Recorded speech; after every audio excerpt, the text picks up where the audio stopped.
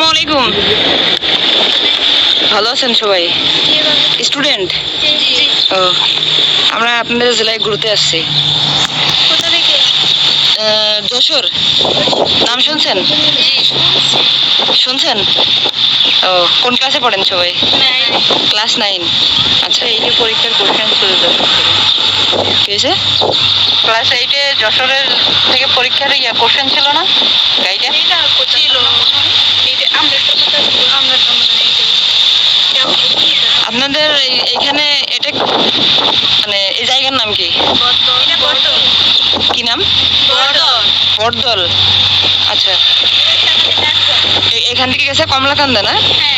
তারপরে পাঁচগাঁও কোথায়? আচ্ছা, আপনাদের এখানে দেখার কি কি আছে বলেন। কোন দিকে এটা?